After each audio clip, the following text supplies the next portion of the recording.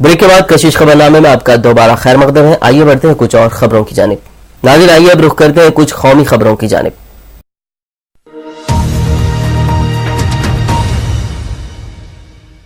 जम्मू कश्मीर और हिमाचल प्रदेश में ताजा बर्फबारी और बारिश की वजह से पूरे शुमाली हिंदुस्तान में सर्दी का सितम बढ़ गया है। शिमला और मनाली में बर्फ गिरने की वजह से दर्जे हरारत मनफी में रिकॉर्ड किया गया है। उधर वादी कश्मीर में भी बर्फबारी की वजह से सर्दी बढ़ गई है। पहलगाम में तकरीबन 5 सेंटीमीटर तक बर्फ गिरकर जम गई है, जबकि गुलमर्ग में दर्जे हरारत -7 डिग्री के नीचे पहुंच गया है।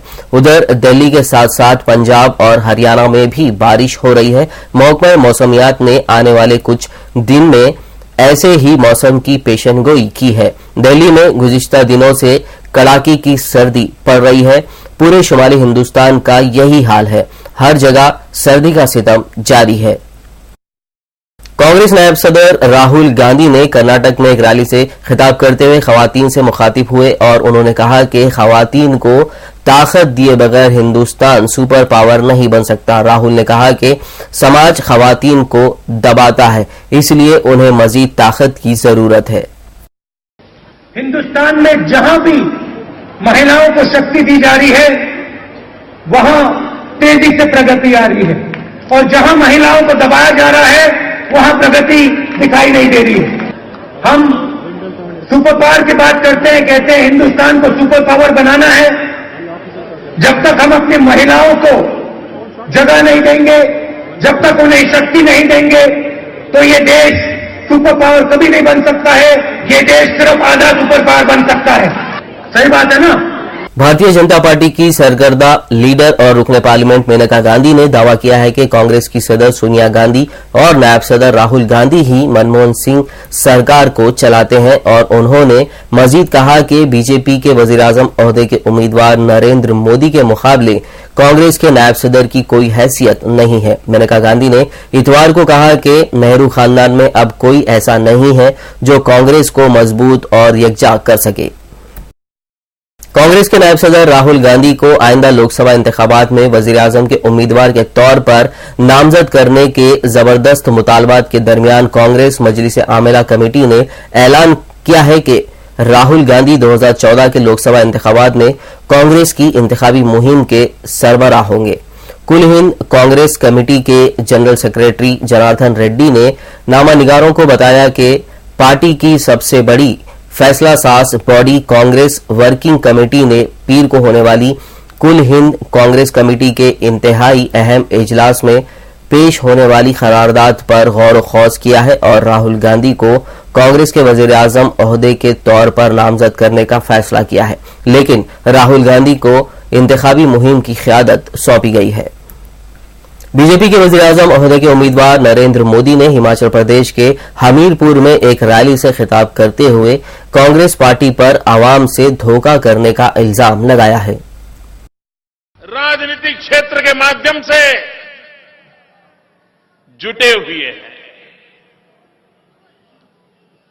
भाइयों बहनों, जो लोग 60 साल से हिंदुस्तान की राजनीति पर कब्जा बना करके बैठे हैं, भाइयों बहनों, उनके लिए राजनीति एक पेशा बन गया, एक व्यवसाय बन गया है, एक कारोबार बन गया है। मरकजी काबीना ने दिल्ली असेंबली को मुअत्तल कर यहां सदर राज नाफिज करने की लेफ्टिनेंट गवर्नर नजीब जंग की सिफारिश मान ली है। अब यह फैसला सदर जमहूरिया प्रणब मुखर्जी की आखिरी मंजूरी के लिए उनके पास भेजा जाएगा। इससे पहले लेफ्टिनेंट गवर्नर नजीब जंग ने दिल्ली असेंबली को तहलील करने की और अरविंद केजरीवाल की सिफारिश मुस्तरद करते हुए उसे मुअत्तल रखने और दिल्ली में सदर राज नाफिज करने की सिफारिश की थी। लेफ्टिनेंट गवर्नर ने सदर और वजारत दाखिला को अपनी रिपोर्ट भी भेजी थी।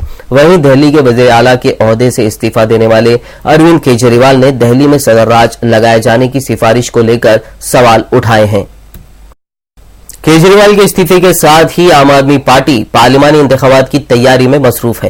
पार्टी ने लोकसभा इंतखाबात के लिए इसके उम्मीदवारों की पहली फहरिस्त जारी की है। आम आदमी पार्टी के लीडर आशुतोष चांदनी चौक से लोकसभा का इंतखाबात लड़ेंगे। फिलहाल कपिल सिब्बल यहां से एमपी है। दूसरा अहम नाम है अंजलि दमानिया का, जो नागपुर से बीजेपी लीडर नितिन गडकरी के खिलाफ इंतखाबात लड़ेंगी। वहीं गैर मुल्की बैंक की बड़ी नौकरी छोड़कर आम आदमी पार्टी में शामिल होने वाली मीरा सान्याल जनूबी मुंबई से इंतखाबात लड़ेंगी। जनूबी मुंबई से कांग्रेस के मिलिंद देओड़ा मौजूदा एमपी हैं। अरविंद केजरीवाल के घर हुई पीएसी की मीटिंग में इनके नाम पर मोहर लगाई जा चुकी है। साथ ही मीनपुर से समाजवादी पार्टी के सदर मुलायम सिंह यादव के खिलाफ आम आदमी पार्टी ने बाबा हरदेव को टिकट देने का फैसला किया है, जबकि फर्रुखाबाद से सलमान खुर्शीद के खिलाफ मुकुल त्रिपाठी आम आदमी पार्टी के उम्मीदवार होंगे। लोकसभा चुनाव के लिए जो स्क्रीनिंग का काम अभी तक हुआ था, उसमें से आज 20 सीटों पर नाम शामिल किए हैं। कपिल सिब्बल साहब के सामने चांदनी चौक से आशुतोष जी लड़ेंगे।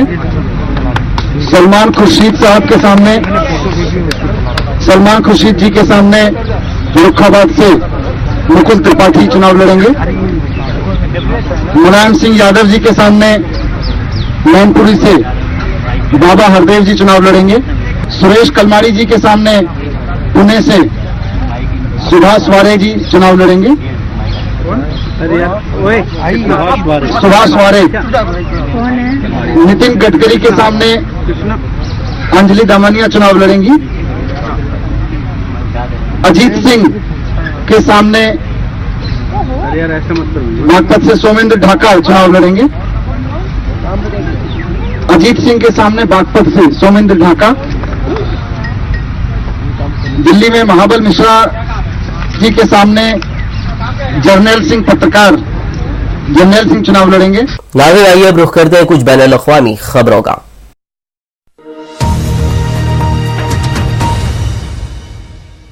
पाकिस्तान पीपुल्स पार्टी के शरीक चेयरमैन बिलावल भुट्टो जरदारी ने तालिबान को शदीद तनकीद का निशाना बनाते हुए कहा कि वो अपनी शिद्दत पसंदाना कार्रवाइयों से पाकिस्तान को तबाही के दहाने पर लाना चाहते हैं। बिलावल भुट्टो जरदारी ने गुज़िश्ता रोज सिंध फेस्टिवल की इख्तितामी तकरीब से खिताब करते हुए कहा कि मुल्क को दहशतगर्दी के खतरे के खिलाफ उठ खड़ा होना चाहिए। उनका कहना था कि तालिबान पाकिस्तान में दहशत का कानून नाफिज करना चाहता है। इस्लाम के नाम पर पाकिस्तान में पत्थर का दौर राइज करने की कोशिश में है। उन्होंने पाकिस्तानी तालिबान को एक ऐसे वक्त में तनकीद का निशाना बनाया है जब नवाज शरीफ की हुकूमत इन शिद्दत पसंदों के साथ मज़ाकरात का सिलसिला जारी रखे हुए है। अमेरिकी वज़ीर ख़ारजा जॉन केरी ने इतवार के रोज इंडोनेशिया के दारुल हुकूमत जकार्ता में वाक़े जुनूब मशरिक़ी एशिया की सबसे बड़ी मस्जिद का दौरा किया। जकार्ता में क़ायम मस्जिद इस्तिक़लाल में केरी ने इमाम मस्जिद से भी मुलाकात की। केरी ने मस्जिद इस्तिक़लाल को एक गैर मामूली जगह करार देते हुए कहा कि वो इस बात में इंतहाई इज्जत अफजाई महसूस कर रहे हैं कि उन्हें इस मस्जिद के इमाम की जानिब से मदऊ किया गया था। ख्याल रहे कि मस्जिद इस्तिक़लाल की साल 1961 में तामीर होना शुरू हुई थी और 17 बरस की मुद्दत में मुकम्मल हुई थी। जेनेवा में शाम के तनाज़े के पुरअमन हल के लिए जारी अमन मुज़ाकरात का दूसरा राउंड बगैर किसी पेशरफ्त के खत्म हो गया है। तीसरे राउंड के लिए मुज़ाकरात का ऑप्शन खुला रखा गया है, लेकिन कोई तारीख मुकर्रर नहीं की जा सकी है। दूसरे दौर के इख्तिताम पर शाम के लिए मुकर्रर बैनुल अक़वामी मंदूब अल-खिज़र ब्राहीमी ने शामी अवाम से मुआज़रत की है कि वो अमन बातचीत में पेशरफ्त पैदा करने से खासिर रहे। उधर फ्रांस और बरतानिया ने अमन मुज़ाकरात में तातुल का इल्जाम सदर बशर अल असद की हुकूमत पर आयद किया है। याद रहे कि फ्रांस और बरतानिया शामी अपोजिशन के कौमी इत्तेहाद के हामी हैं। नाज़रीन, आखिर में एक और नजर सुर्खियों पर।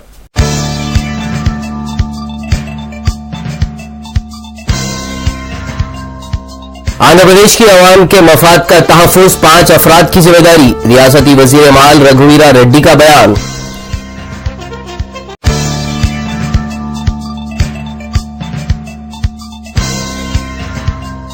किरण कुमार रेड्डी ने सीमांध्रा के बागी अरकान पार्लियामान से की मुलाकात, आइंदा की हिकमत अमली और दीगर उमूर पर की गई बात।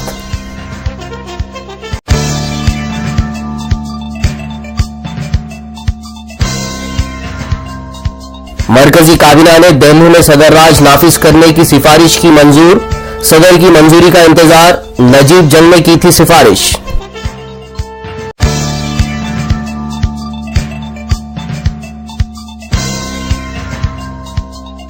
आम आदमी पार्टी ने जारी की लोकसभा उम्मीदवारों की पहली फहरिस्त, सिब्बल के खिलाफ लड़ेंगे आशुतोष, नितिन गडकरी के खिलाफ अंजलि दमानिया।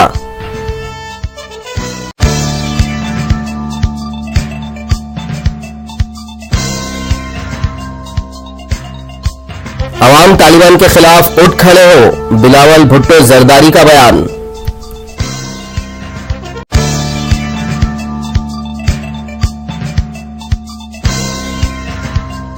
और शामी जनाजे के खात्मे के लिए दूसरा मुज़ाकराती दौर बगैर किसी नतीजे के खत्म, तीसरा राउंड के लिए मुज़ाकरात का ऑप्शन खुला रखा गया है।